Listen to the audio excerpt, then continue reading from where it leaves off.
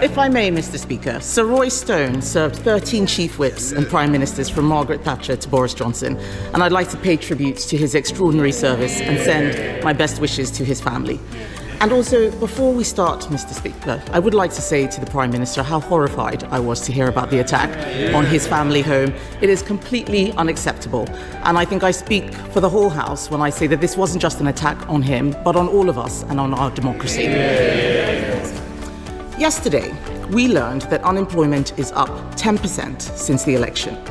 Why does the Prime Minister think unemployment is rising on his watch? Mr. Speaker, can I pay tribute to Roy Stone as well and the service that was given us in various capacities. Can I thank her for her words about the attacks on me and my family and the kind messages from many others in the last few days. She did actually message me pretty well straight away, and I really do appreciate that, and she's absolutely right that this is an attack on all of us, on democracy and the values that we stand for.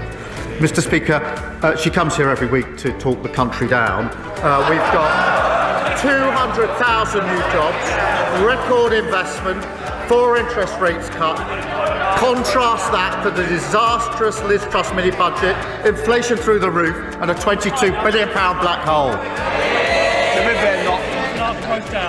I'm not sure the Prime Minister even knew that unemployment was up, but there's no point him blaming everyone else. The fact is, Conservatives reduced the deficit every year until the pandemic, more than doubled the personal allowance. We left 4 million extra jobs, tackled the post-pandemic inflation spike, and left the fastest-growing economy in the G7. Let's talk about what is happening today. Let's look at Beales, a 180-year-old department store in Dorset. They survived 2 world wars and the winter of discontent, but they couldn't survive this Labour government. Beales is having, and I quote, Mr. Speaker, a Rachel Reeves closing down sale. What does the Prime Minister have to say to all the people who have lost their jobs? Mr. Speaker, nobody wants to see job losses, but she must be the only person left in the country who thinks the economy was booming after the last government.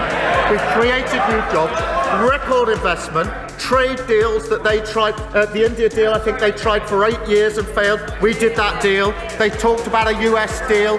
We did that deal. We tend to get a stronger relationship with the EU.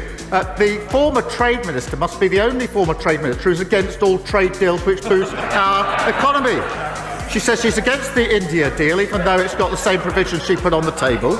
She's against the US deal, even though it saves thousands of jobs in car manufacturing. And Mr. Speaker, most absurdly, she says she's going to rip up the EU deal when she hasn't even seen what's on the page. They're reduced to a brain rot. A once great political party is sliding into brain-dead oblivion.